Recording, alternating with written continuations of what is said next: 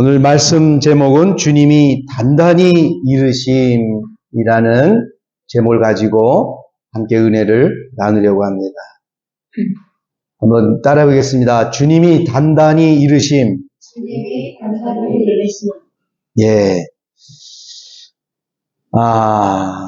이게 세번역에 나오는 그 글입니다. 주님이 단단히 이르신다. 이렇게 세번역에 말씀 하셨습니다. 우리 성경에는 엄히 경고하사라고 경고죠. 너 경고 옐로 카드야. 경고할 거야. 엄히 그것도 경고가 아니라 아주 엄히 얘기를 한 거예요. 오늘 주님이 우리에게 단단히 엄히 경고하시는 말씀이 있는 게 있습니다. 그게 뭘까? 이걸 항상 이 물을 사모가 떠다 놓기도 하고 또 그래 제가 떠오기도 하고 근데 이거를 지난주에 수인이 보고 수인아 너 이거 이제 담당을 해라. 그랬더니 그냥 이렇게 말했어요. 그랬는데 오늘 오더니 또 부엌을 가더니 제가 할 일이 있다는 거예요. 그랬더니 이거를 막 씻고 그래서 물을 이렇게 갖고 오더라고요. 참 기특하다는 생각이 들었고 많이 컸어요. 수인이가. 만약에 수인이가 더 어리면 예를 들어서 갖고 와 그러면 그런 것도 잃어버립니다. 가져오지도 않을 뿐더러 또 가져오다가 깨뜨릴 수도 있고 그럴 거예요. 그런데 그거를 기억을 해서 이렇게 말귀를 알아듣는다라는 것은 상당히 컸다고 하는 이야기입니다. 우리 신앙도 마찬가지입니다. 말귀를 알아듣고 움직이는 사람이 신앙의 성숙함이 있는 거예요. 오늘 여기 그 병 고치는 사람의 그 나병 환자가 나오는데 이 나병 환자를 이제 다 고치고서 엄히 경고해서 가서 말하지 마라 라고 얘기를 해요. 엄히 경고하고 뭐냐면은 삼가 아무에게도 아무 말도 하지 말라라고 해요. 가서 네 몸을 제사장에게 보이고 내가 깨끗하게 됐으니 모세가 명한 것을 드려 그들에게 입증하라라고 합니다. 말하지 마라. 그 말은 말로 다 되는 게 아니라 네 몸을 보여라라는 거예요. 행동으로 보여라라는 것을 말합니다. 근데 우리가 신앙생활하다 보면 몸으로 해야 될 일을 다 입으로 하는 경우가 너무 많아. 입으로만 다 해. 입으로만 전 세계를 다 선교할 수도 있습니다. 근데 주님이 경고해, 엄히 경고하는 거예요. 하지 마라. 찬양 중에 주님 말씀하시면 내가 나아가리다. 주님 뜻이 아니면 내가 멈춰서리다. 내가 가고 서는 것 주님 뜻에 있으니 오 주님 나를 이끄소서. 요렇게만 되어진다면 이거는 신앙인으로서의 점수로 보면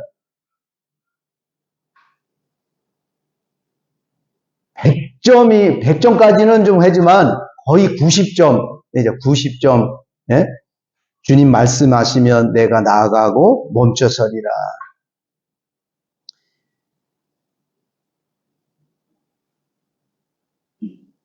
이렇게 주님 말씀하면 내가 나아가고 멈추고 하는 이것이 되고 있느냐라고 우리 이 시간 저와 여러분들에게 저는 저 자신에게 묻고 또 여러분에게 묻습니다. 어떻게 하면 주님이 가라 그러면 가고 서 그러면 딱 설 수 있는 그런 하나님의 백성 자녀가 될 수 있을까? 바로 훈련된 사람만이 그렇게 할 수 있다는 거예요. 훈련이 되지 않으면 그렇게 되지 않습니다. 운전 있잖아요. 우리가 여기 오면서도 운전하는 데 있어서 가장 중요한 것은 핸들도 중요하지만 가속 페달입니다. 악셀러레이터라 이렇게 우리 악셀에다 이렇게 악셀에다라고, 근데 이게 일본식의 영어라고, 그래서 저도 악셀에다 말이 익숙한데 영어로는 악셀러레이터라고, 이렇게 가속 페달 악셀러레이터, 잘 안 되지만 그렇게 자꾸 그렇게 해야 되겠다. 악셀러레이터 한번 해보겠습니다. 악셀러레이터. 예. 악셀에다 밟지 마세요. 이러보다 악셀러레이터 좀 잘 좀 밟으세요. 왜 이렇게 콱콱 밟고 이렇게 위험하게 합니까? 예? 브레이크 페달 잘 밟아야 되죠. 브레이크도 이게 스무스하게 밟는데 확 밟아보세요. 차가 그냥 막 뒤집어질 듯이 콱 쓰고 막, 그럽니다. 자, 그러면은 악셀에다나, 뭡니까? 예? 악셀러레이터가, 예? 그거를 잘 이렇게 받으려면은 훈련을 해야 되죠. 어디서 훈련 받습니까? 운전면허 거기서 교관들이, 그렇게 하면 안 됩니다. 이렇게 말해요.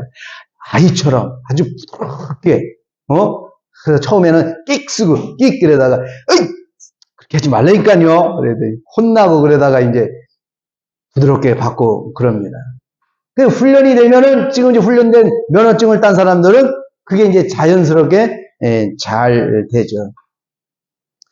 오늘 우리가 주님의 훈련된 제자들이 되려면 주님의 말씀에 순종하는 그런 훈련이 이루어져야 된다는 것입니다. 이 훈련이 되지 않으면 주님의 영광을 가리고 주님을 아주 피곤하게 하는 사람이 돼버립니다. 여기 그 나병 환자가 병을 고쳤어요. 경고해서 가지 말아요. 그랬더니 꼭 반대를 해요. 반대대로 갔더니 뭡니까? 45절, 그 사람이 나가서 이 일을 많이 전파해요. 많이 전파하고, 또 많이 전파하는데 또 어떻게 해요? 또 널리 퍼지게 해내. 많이 전파를 하고 또 널리 퍼지게. 우리로 말하면 막 전도를 한 거야. 그러고서 막 그냥 사람들한테 알려가지고 막, 했어요. 그런데 우리가 볼 때, 열심히 참, 성도님, 잘하는 것 같은데, 주님이 볼 때는 아닌 거예요, 이게.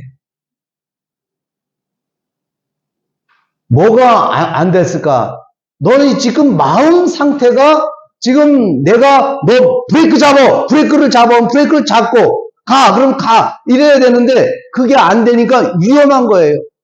전혀 악셀에다 훈련을 안 받고 브레이크 안 밟은 사람한테 예를 들어서 키를 동준이에게 딱 줘가지고 집에 갈 때 아빠가 동준아 한번 가봐라. 동준이가 밟았는데 처음에 뭐 가겠죠. 그래서 위험해 브레이크 꽉 난리 나겠죠. 그래서 옆에 차 긁을 수도 있겠죠. 네, 줄 수가 없는 거예요. 사랑하는 아들이지만 아빠 내가 한번 해볼 거야. 그래 해라. 내가 너 사랑한다. 이렇게 줄 수 없어요. 왜? 어리기 때문에. 위험하기 때문에. 그 일을 줄 수가 없어요. 오늘 여기 나오는 그 사람도 그래 네 입이 간질간질하지 막 가서 얘기하고 싶지 하지 마. 그러면 어떻게 돼요? 하지 말아야 되는 거예요. 그런데 이 마가복음을 읽다 보면 이런 사람들이 무지 많아요. 무지 많아. 막 7장에는요. 7장에서 보니까 그 사람이 하지 말라는데 나가가지고 그냥 막 버티려요. 자기는 가서 예수님 막 자랑한다고 그러죠. 나 예수님 전도했다고 그러죠. 그랬더니 어떻게 됩니까? 예수님이 예수께서 다시는 드러나게 동네에 들어가지 못하시고 예수님이 일을 하셔야 되는데 일을 못하게 만들어버려요. 오직 바깥 한적한 곳에 계셨으니 왕따를 시켜버리셨네. 혼자 숨으셔야 돼요. 사람들 피해 다니셔야 돼요. 사방의 사람들이 그런데도 사방에 나오더라. 근데 사실 이게 좋은 게 아닌 거예요.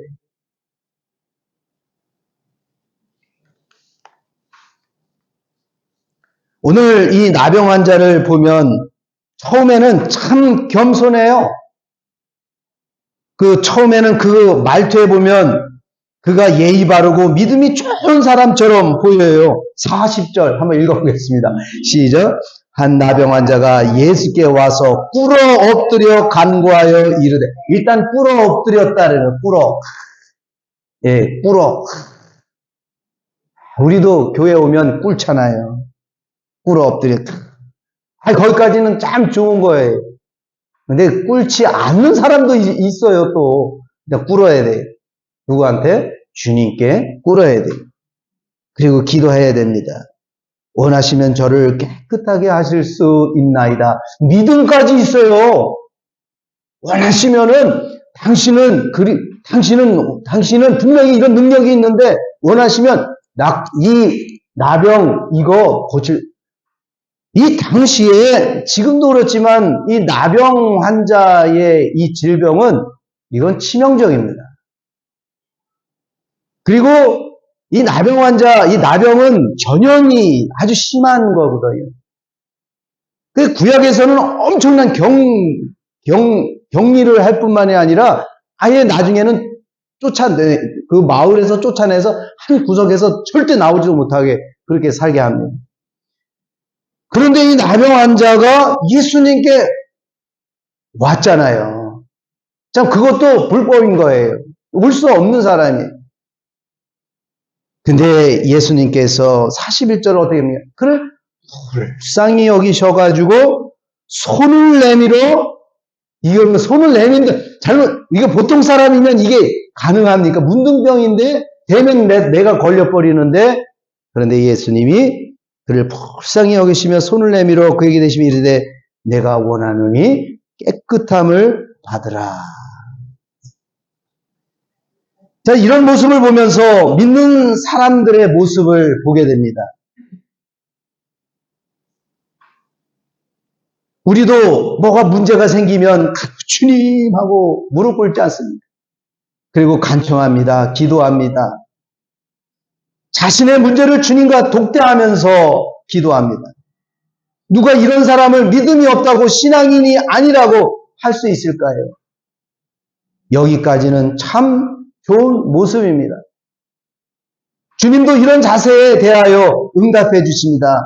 예수께서 불쌍히 여기시고 손을 내밀어 그에게 대시고, 어쨌든 우리가 주님께 나와서 무릎을 꿇고 기도할 때에 주님이 우리를 불쌍히 여기시는 줄 믿습니다.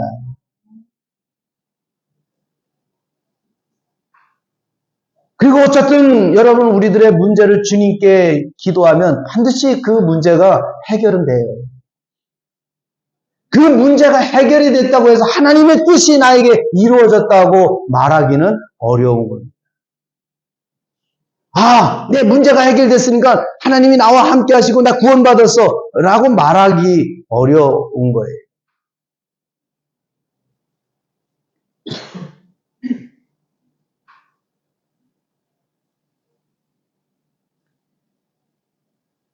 마치 예수님께로 나오기까지는 또 교회 안에서 예배하는 우리들의 모습과도 너무나도 비슷하다 하는 생각을 이렇게 설교를 통해서 봅니다. 교회 안에서는 순한 양이 되는 모습이죠. 문제는 주님 곁을 떠난 다음에 나의 모습입니다. 주님은 그에게 단단히 이르십니다. 너 말하지 말라. 너 자랑하지 마라. 우리는 나가면 나 응답 받았어. 나 이런 얘기 잘 하죠. 교회에서 많은 은혜를 받아서 나 교회 다니면서, 목사님 통해가지고, 나 막 은혜 받고, 막, 어느 목사님 내가 설교 통해서, 누구, 목사님, 예. 유명하신 목사님 은혜 받고, 예. 그냥 은혜 받으면, 그냥 은혜 받은 걸로, 그냥, 그리고 그 은혜가 내 삶에 나타나도록 기다리는 게 더 현명할 수 있다고 봅니다.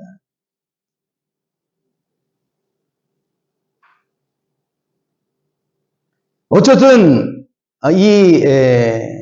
나병 환자 이 사람 치유받고 난 뒤에 이 사람은 오히려 주님을 위한 것이 아니라 주님이 일하심을 방해하는 일을 하게 되었습니다. 오늘 우리들도 예수님을 찾는데 자신의 목적을 이루기 위하여 찾는 것이 아니라 하나님의 뜻인 생명을 얻고자 메시아 예수임을 우리가 믿고 주님께 나아가야 됩니다. 그러기에 예수님은 이 사람에게 이렇게 세 가지로 당부를 합니다. 그 첫째가 뭐냐면 아무에게도 말하지 마라. 이 사람은 분명 주님의 말씀을 들었어요. 그 주님의 말씀을 들었다는 건 육신으로 오신 그 주님의 말씀을 들었다는 거예요. 오늘 주님은 육신을 가지고 우리에게 말하지 않습니다. 그럼 재림하실 때 그때 말씀하세요. 그러면 예수님은 언제 말씀하세요? 우리 안에서 마음으로 말씀하십니다. 그렇기 때문에 우리가 기도하는 가운데 주님이 확 이렇게 마음을 주세요. 너 그거 되겠다. 그런 마음을 주신다는 거예요.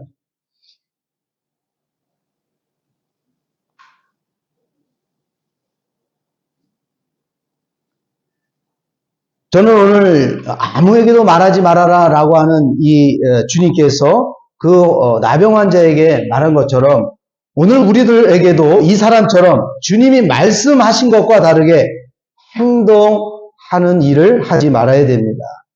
분명 우리는 아침마다 주님의 말씀을 듣기 위하여 경건의 훈련을 하고 성경을 보고 기도를 하고 말씀을 받고 위로를 받습니다.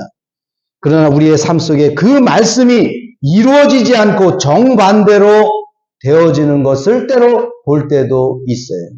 은혜를 받았고 이렇게 했는데도 불구하고 전혀 정반대로 이렇게 삶이 어그러질 때가 있어요. 왜 그럴까? 그 삶을, 나의 삶을 잘 뒤돌아보면 내 삶의 중심이 주님이 아니고 내가 되었던 것을 발견하게 됩니다.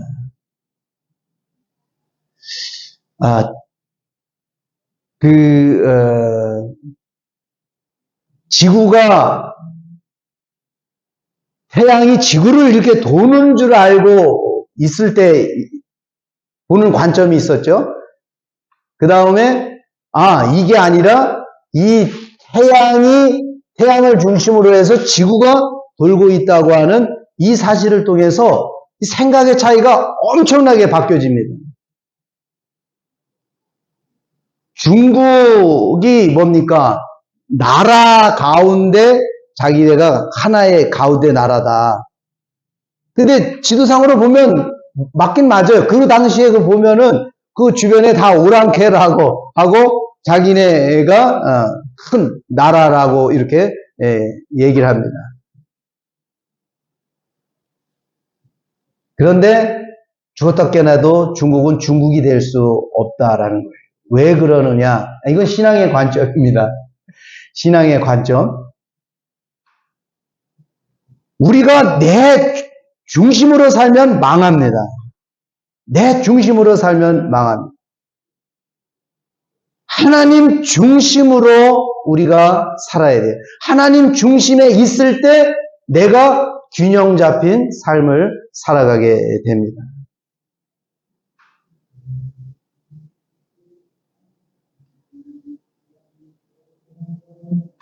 우리가 한국이 어디에 있는지, 말레이시아가 어디 있는지 그게 중심인지 아닌지 그게 중요하지 않아요. 예수님이 계신 곳이 중앙인 줄 믿습니다. 예수님이 계신 곳이 하나님의 나라인 거예요. 그렇기 때문에 오늘 내가 주님 안에 있어서 그리고 주님이 주시는 그 마음을 가지고 생각하고 또 움직일 때에 거기에 하나님의 영광이 드러나게 될 줄 믿습니다. 절대 내 생각으로 하면 하나님이 나타나지가 않는다라는 거예요. 그래서 주님은 너를 통해서는 역사가 일어나지 않는다. 나를 통해서 역사가 일어난다. 네가 가서 한다고 해서 큰 일이 이루어지는 것이 아니라 가만히 있어 너는. 내가 일할 거야 라고 말합니다. 그래서 두 번째로 내 몸을 보이라 라고 44절에 말합니다. 이 나병 환자에게 예수님은 아무에게도 말하지 말고 가서 제사장에게 내 몸을 보이라 라고 말합니다. 이거는 율법으로 반드시 나병 환자가 치유받으면 제사장에게 가서 보여야 됩니다. 내가 깨끗하게 된 것에 대해 모세가 명한 것을 바쳐서 사람들에게 증거로 삼도록 하여라. 이 나병 환자는 반드시 제사장에게 그의 몸을 보여야 합니다. 율법을 집례하는 제사장에게 확인시켜 이 나병 환자가 더 이상 나병 환자가 아님을 공식 선언시켜야 된다는 거예요.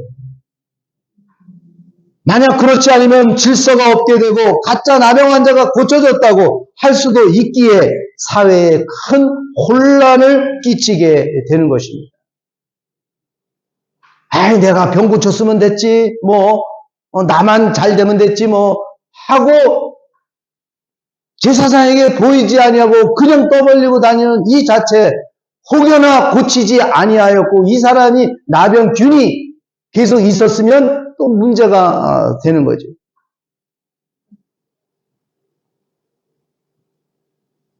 율법을 따라 먼저 해야 될 순서를 잃어버리고 그저 가족을 만나는 감격과 기쁨, 기적이 이루어진 일들을 그저 남들에게 알리고 싶은 그런 자기 자랑으로 가득 찬 사람이었습니다. 물론 충분히 우리가 이해가 됩니다. 자신이 죽을 몸이었고 소망이 없던 사람이 갑자기 소망이 생기고 고침을 받게 되니 이게 어떻게 흥분 안 할 수가 있겠습니까? 그래도 그 심정으로 움직이는 것이 아니라 이성으로 차분하게 흥분을 가라앉히고 주님이 하신 그 말씀을 따라 움직여야 되었던 것입니다. 레위기 14장에 잘 나오고 있어요. 성경을 가지신 분들은 레위기 14장을 한번 보겠습니다.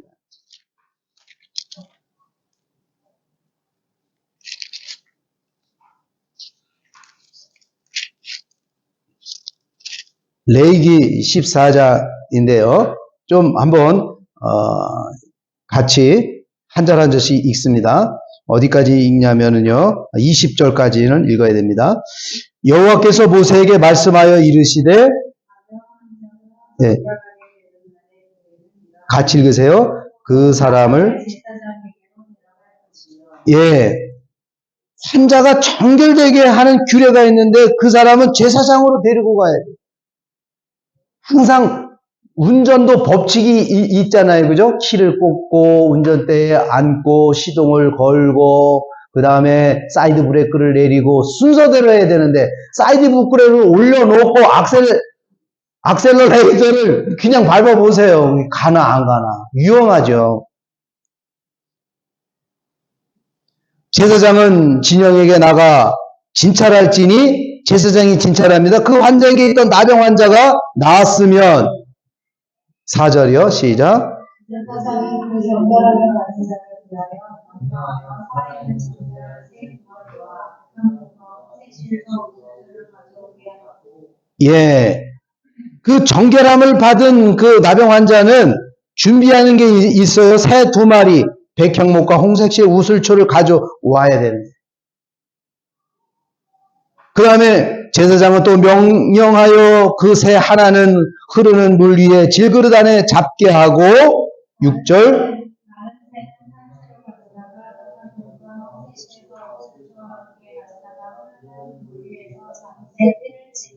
예, 그러니까 하나는 잡아놓고 그 다음에 그 산새로 가가지고 물에 이렇게 해가지고 뿌리는 거래. 너 이제 얘는 죽었고 얘는 이제 살았어 이렇게 라는 거를 이제 제사장이 예식을 합니다. 나병에서 정결함을 받을 자에게 7번 뿌려 정하다고 하고 그 살아있는 새는 들에 놓을지며 랍니다. 예? 이제 그 정결함을 받은 자 7번 뿌립니다. 너 정결하게 됐다. 그리고 그 살아있는 새는 놔준다는 거예요. 8절 시작.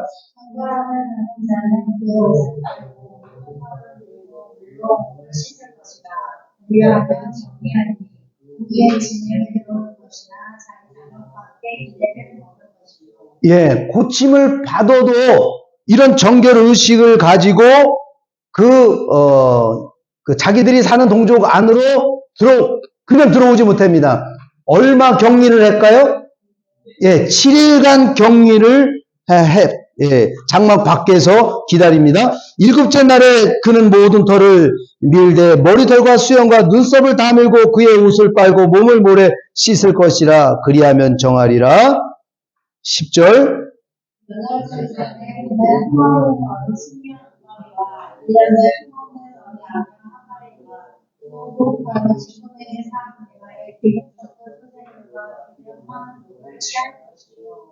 예, 8째, 8일째는 뭐를 갖고 와야 돼요? 흠없는 어린 양 2마리와 1년 된 흠없는 어린 암양 1마리, 고운 가루 10분의 뭐 이런 것들을 준비하게 합니다. 정결하게 하는 제사장은 정결함을 받을 자와 그 물건을 회막문 여호와 앞에 두고 12절 어린 순양 한 마리를 가져다가 기름한 것과 아울러 소금을 내리되 여호와 앞에 하나로 유제를 삼고 예, 이게 지금 계속 그 정결 의식을 8일째 이런 일을 하는 모습을 봅니다. 13절에 그 어린 수양은 거룩한 장소고 속죄와 번제물 잡는 곳에 잡을 것이며 속번제물은 속죄제물과 마찬가지로 제사장에게 돌릴지니 이는 지극히 거룩한 것이니라. 14절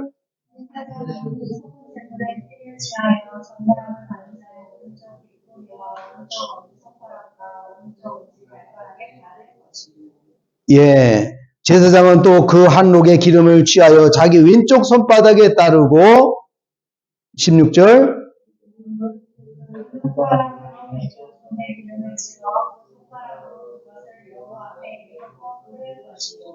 손에 남은 기름은 제사장 정결함을 받을 자 오른쪽 귓뿌리와 오른쪽 엄지 손가락과 오른쪽 엄지 발가락 그 속건제물의 피 위에 바를 것이며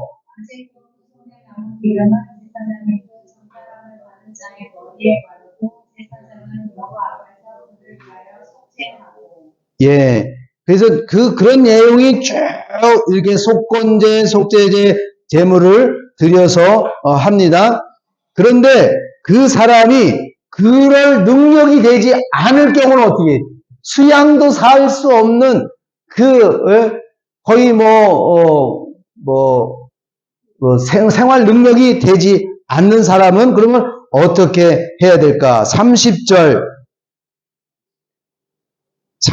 읽어보세요. 시작. 미치는 대로 산비둘기 1마리나 집비둘기 새끼 1마리를 들이되 그러면 그것이 안 되면 최소한에 가서 산비둘기나 집비둘기 새끼 1마리를 드리라. 새끼래 새끼. 어미도 아니고 새끼. 그러니까 아주 네가 할 수 있으면 최소한에 하나님께 감사하라고 이야기를 합니다. 31절 시작. 곧 그의 힘이 미치는 대로 1마리는 속죄제로 1마리는 속죄와 함께 번제를 드릴 것이요 제사장은 정결함을 받을 자를 위하여 여호와 앞에 속죄할지니. 네, 그렇게 해서 속죄를 하는데 하여간 자기가 힘이 미치는 대로 하나님께 그 속건제와 속죄제물을 드려라 라고 말씀합니다. 지금으로 말하면 감사 예물을 드려라라는 말씀과도 같은 것입니다. 그러니까 너 말하지 마. 그리고 제사장에게 보여. 은혜 받았어. 그러면 일단 여러분 그런 은혜를 나눴으면 목회자에게 얘기를 해야 되는 거예요. 이런 얘기인데 이게 제가 지금 이게 혹시 정상인가요? 바른 건가요? 라고 말을 해야 돼요. 근데 이게 안 되면 여기서 은혜 받고 저기서 받았고 이 사람 말 다르고 저 사람 말 들고 그러면 교회 들어와서 이야기할 때 그 목사님 그런 얘기했어요. 이런 목사님 이런 얘기했어요. 이런 굉장히 혼란을 일으키게 됩니다. 와서 그 말씀을 듣고 혹시 이단의 말을 들을 수도 있잖아요. 잘못된 생각을 가지고 복음을 가지고 얘기해야 되는데 율법을 가지고 목사님 돼지고기 먹으면 안 됩니다. 나 은혜 받았어요. 나 돼지고기 이제 안 먹을래. 그리고 여기 와서 막 사람들에게 집사님 돼지고기 먹지 마세요. 성경에 보세요. 나 오지 먹지 말라지 않습니까?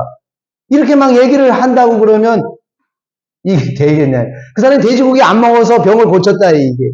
근데 그거를 막 가지고 복음인식으로 얘기를 하면 안 된다는. 마침 뭐 예를 들어서 그런 얘기. 그러면 이게 이렇게 됐는데 이게 어떤가요? 그러면 목회자가 거기에 대해서 이야기를 해야 되죠. 교회 질서나 뭐나 이런 것을 얘기해서 네, 집사님 귀한 은혜 받으셨네요. 그래서 잘 하시면 될 것 같습니다.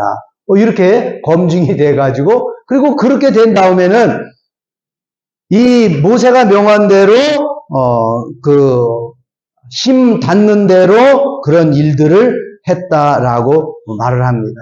그래서 오늘 저는 이제 말씀을 마치면서 주님이 단단히 이르시는 것은 무엇이냐? 말씀하고 우리에게 응답해 주시고 은혜 다 주셔요. 네, 다 주세요. 그런데 그것을 가지고 우리가 먼저 막 이야기하고 은혜를 나눈다고 해가지고 막 이렇게 하기보다는 그것이 검증이 돼야 돼, 스스로가. 이게 진짜 주님의 말씀에 그 받은 게 확실하다라는 그 기간을 조금 더 참고 기다리면서 이게 확신이라는 말씀을 가지고 그리고 이게 그것이 든다 그러면 하나님께 먼저 감사의 마음을 드릴 수 있어요. 그런데 그것이 아니라 이것은 막 하는데 하나님 앞에 감사도 못해. 하나님 앞에 예물 드리려면 막 떨어. 주님이 단단히 이르시 그러지 말아요. 심 닿는 대로 하라. 그 다음에 내가 받은 그 은혜가 이 나병 환자에게서의 그 치료받은 거는 이거는 자기 목숨을 살리는 그 어떤 보석을 주님께 드릴 수 있지 않겠습니까? 내가 오늘 죽을 암에 걸렸는데 낫어요. 그렇다면 주님께 내가 너 이거 들을 수 있겠니? 당연히 들을 수 있겠죠. 그 이상도 주님 이게 뭐가 아까워서 내 목숨이 끝나면 다 없어지는 거고 남의 것이 돼버리는데 그런 것처럼 오늘 주님께서 우리에게 말씀하시는 것이 있다면은 입으로만 하지 말고 몸으로 행동으로 그리고 감사로 행하라라는 말씀을 여러분과 함께 나눕니다. 그래서 우리 하나님께 우리 나를 인도해 주시고 그리고 하나님 앞에 드려짐으로 그 은혜를 나를 통해서 반드시 그 은혜가 하나님이 나를 통해 쓰실 때가 있습니다. 그래서 그런 은혜를 우리가 잘 간직하고 그리고 주님의 영광을 드러낼 수 있는 그런 은혜가 돼야지 자기의 자랑이 되어서 그리고 주님과 정반대의 일을 하게 되면 주님의 영광이 드러나지 아니하고 자기의 영광만 드러나기 때문에 이미 네 상을 받았느니라 라고 주님이 말씀하실 것입니다. 어쨌든 오늘 사랑하는 성도 여러분, 하나님은 반드시 우리에게 은혜를 주실 줄 믿습니다. 예, 하나님 앞에 머리 숙이고 무릎 꿇는 백성들에게 하나님은 이 문둥병이도 나병 환자도 고쳐주셨던 것처럼 오늘 우리들의 삶 속에 여러분 그 어려운 일들, 여러분 문제되는 일 하나님 앞에 내어 맡기고 기도하면 반드시 하나님께서 은혜를 주십니다. 내가 깨끗하게 되기를 원하더라. 내가 그 일이 반드시 이루어지기를 원하노라 라고 말씀하십니다. 그럴 때 오늘 이런 주님의 은혜를 생각하면서 주님께 입으로 하는 것이 아닌 마음과 또 뜻을 다해서 하나님께 영광을 돌릴 수 있는 그런 은혜가 있으시기를 주님의 이름으로 축원합니다. 기도하겠습니다. 하나님, 우리에게 단단히 이르시는 말씀이 있습니다. 그것은 하나님의 영광을 드러내고 하나님께서 나를 통해서 일하심을 나타내야 되는데 때로 하나님의 영광을 드러내지 못하고 하나님께서 말씀하시는 그 말씀이 중심이 되어야 되는데 내 생각이 중심이 되어서 내 삶에 전혀 주님과 정반대의 삶을 살아갈 때가 많습니다. 주님, 오늘 이 말씀을 기억하면서 하나님 우리 삶 속에 은혜 주셨음에 먼저 행동으로 하나님 앞에 감사할 수 있는 그런 마음을 하나님의 행동으로 보여줄 수 있는 그런 은혜가 넘치게 하여 주옵소서. 주께서 우리와 함께 하심을 감사드리옵고 존귀하신 우리 주 예수 그리스도 이름으로 기도합니다. 아멘.